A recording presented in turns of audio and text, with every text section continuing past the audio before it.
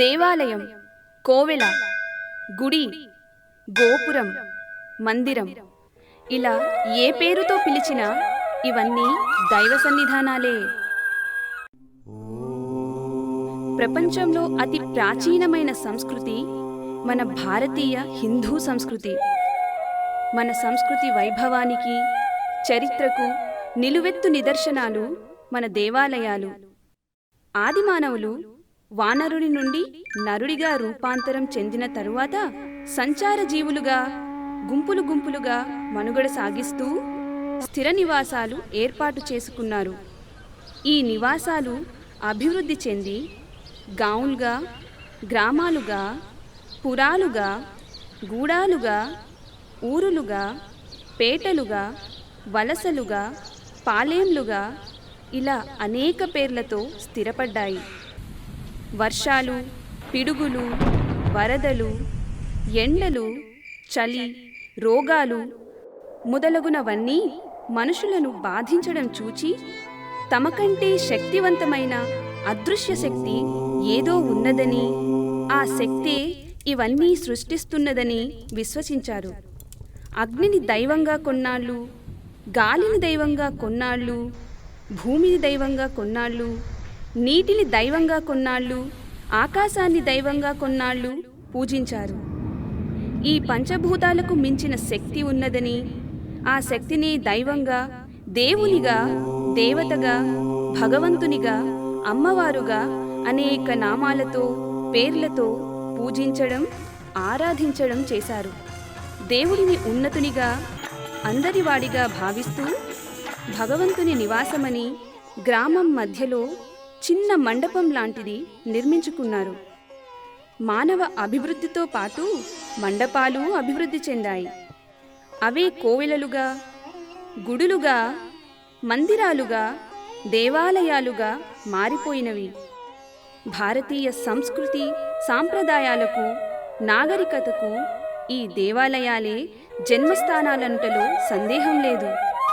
భారతీయ హిందూ ధార్మిక జీవనంలో షోడశ ధర్మాలు మానవులకు అతి ప్రధాన ధర్మాచరణములు.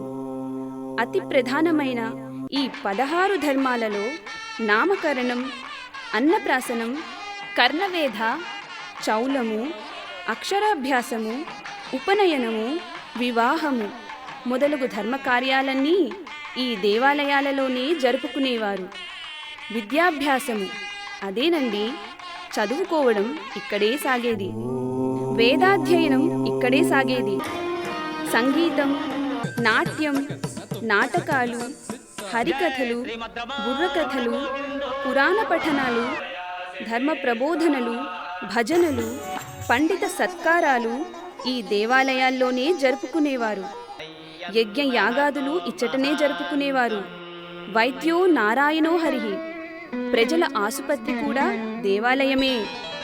సహపంక్తి భోజనాలు చేయిస్తూ వర్ణ, వర్గ, కుల భేదాలు లేకుండా సమసమాజ భావనలు కలిగించినవి ఈ దేవాలయములే.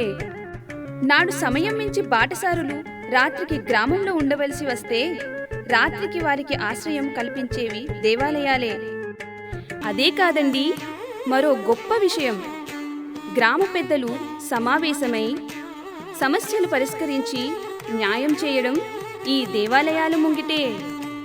ఎవరైనా అసత్యం చెప్పినట్లయినా నిందితుడిని దేవాలయంలో దేవుని ముందు నిలబెట్టి సత్య ప్రమాణం చేయించేవారు. ఒకవేళ అతను అసత్యం చెప్పినట్లయినా దానికి తగిన శిక్ష త్వరలోనే అనుభవించేవాడు. దేవునిపై నమ్మకానికి ఇదో గొప్ప నిదర్శనంగా ప్రజలు ప్రగాఢంగా నమ్ముకున్నారు. 1000 సంవత్సరాలు గడిచినా నేటికీ ఈ విధానంపై ప్రజలకు విశ్వాసము సడలలేదు. ఆధునిక యుగమైన నేడు కూడా న్యాయస్థానాలలో ప్రమాణం చేసి చెప్పమంటారు. రాజకీయ నాయకులు, అధికారులు ప్రమాణ స్వీకారం చేస్తున్నారంటే అది నాటి సాంప్రదాయం తాలూకు కొనసాగింపే. శిలలపై శిల్పాలు చెక్కినారు, మనవాళ్ళు సృష్టికే అందాలు తెచ్చినారు. రాతియుగం నుండి లోహయుగానికి మానవుడు పరిణామం చెందినప్పుడు సాంకేతికంగా చాలా ముందుకు వచ్చాడు. అప్పటికే ప్రజల్లో భక్తిభావం బాగా వ్యాపించింది. శిల్పకళ అభివృద్ధి చెందింది. ప్రజలు శిల్పులకు బ్రహ్మరథం పట్టారు.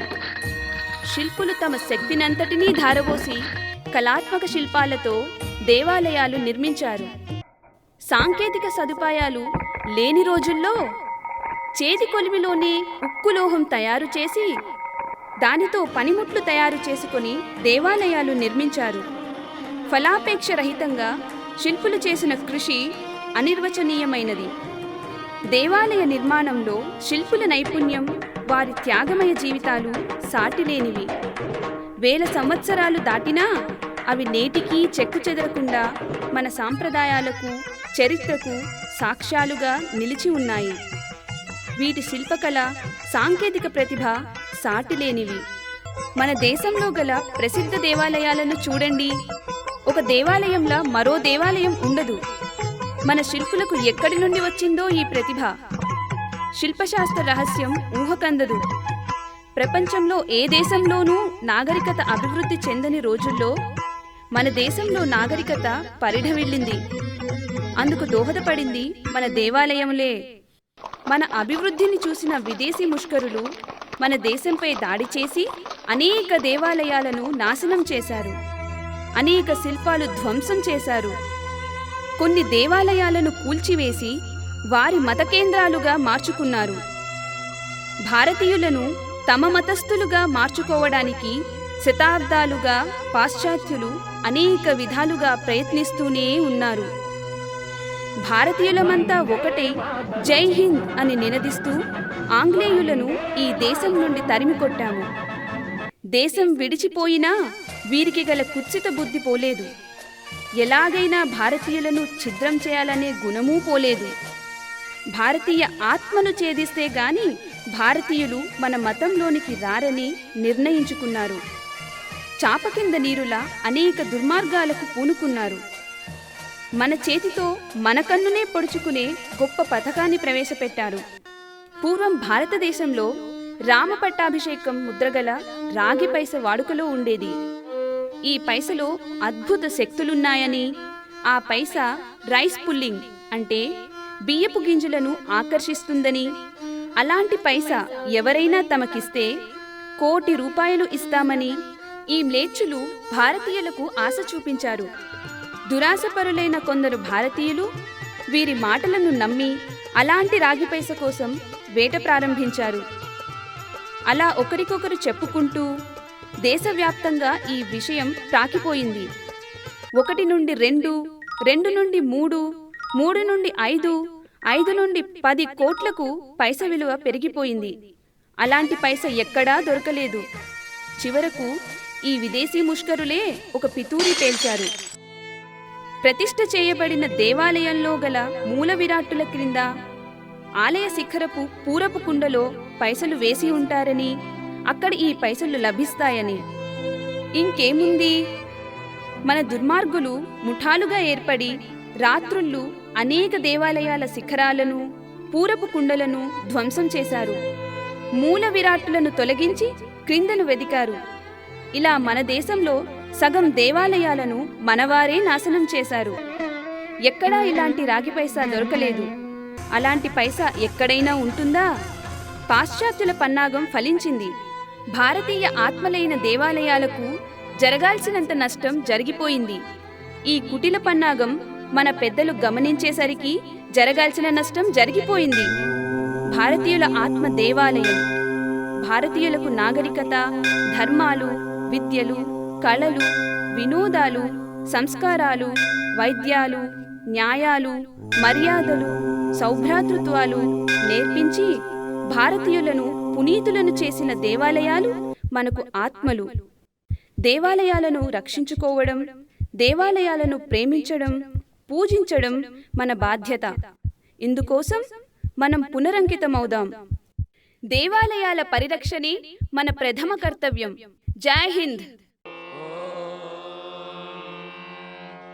సహనావతు सहनौ पुनक्तो सह वीर्यं करवावहै तेजस्विनावधीतमस्तु मा विद्विषावहै।